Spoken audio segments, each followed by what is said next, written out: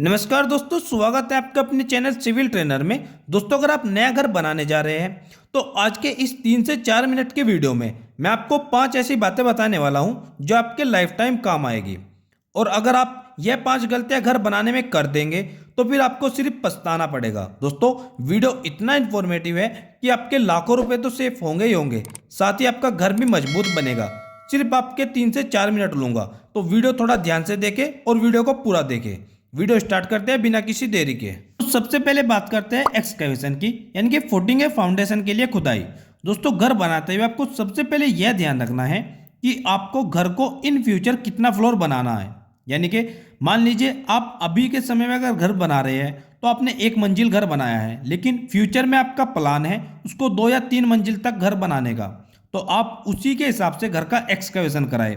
अगर आप 1 मंजिल का ही घर बनाना चाहते हैं तो आप एक्सकैवेशन 4 फीट तक कर सकते हैं, लेकिन अगर आप 2 या 3 मंजिल तक घर बनाना चाहते हैं तो फिर आपको फुटिंग या फाउंडेशन का एक्सकैवेशन कम से कम 6 फीट तो करना चाहिए। अब अगला पॉइंट आता है आपका फुटिंग मैश, यानी कि फुटिंग का जाल।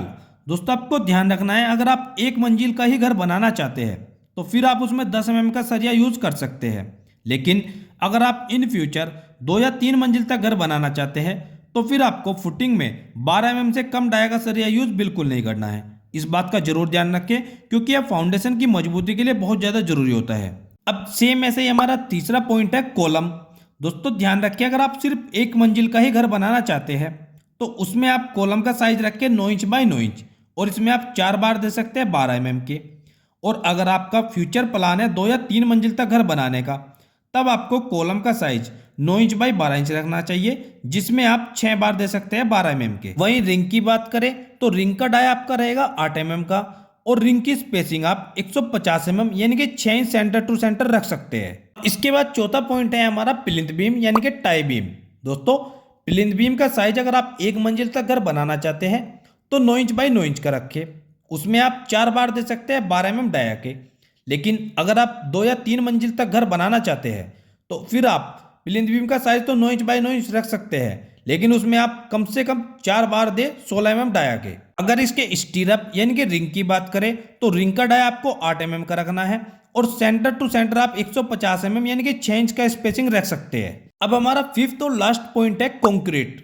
दोस्तों, आप ध्यान रखिए, चाहे आप प्लिंथ बीम की कंक्रीट करें या फुटिंग की कंक्रीट करें या फिर कॉलम की कंक्रीट करें, आपको कंक्रीट में चाहे आप 1 मंजिल का घर बनाए, 2 मंजिल का बनाए या फिर 3 मंजिल का घर बनाए, कंक्रीट आपको M20 के कम रेशो से बिल्कुल भी नहीं करना है।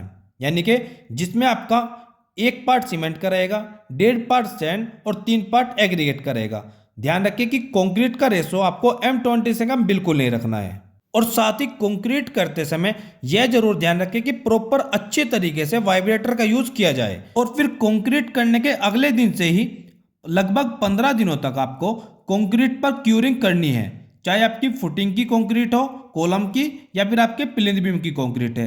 आपको ध्यान रखना है कि प्रॉपर 15 दिनों तक अच्छी तरीके से आपको क्यूरिंग जरूर करनी है। दोस्तों, अगर आप यह 5 गलतियां नहीं करते हैं, एक तो आपका लाखों रुपए बचेगा, दूसरा आपका घर मजबूत बनेगा, और आप फ्यूचर में अगर 1 से 2 मंजिल या 3 मंजिल तक घर बनाना चाहते हैं तो आपको कोई भी प्रॉब्लम नहीं होगी। दोस्तों, उम्मीद करता हूं कि इस वीडियो के माध्यम से आपको जो भी जानकारी मिली है वह आपका घर बनाने में आपकी जरूर मदद करेगी। वीडियो आपको कैसी लगी तो प्लीज कमेंट सेक्शन में जरूर बताइएगा। अगर आपको वीडियो अच्छी लगी तो वीडियो को लाइक, और चैनल पर नए हैं तो प्लीज चैनल को सब्सक्राइब करना न भूलें। मिलते हैं दोस्तों एक और नई वीडियो में, एक और नई वीडियो लेक्चर के साथ। तब तक दोस्तों आप सबको मेरा नमस्कार, और वीडियो में अंत तक बने रहने के लिए आपका बहुत बहुत धन्यवाद।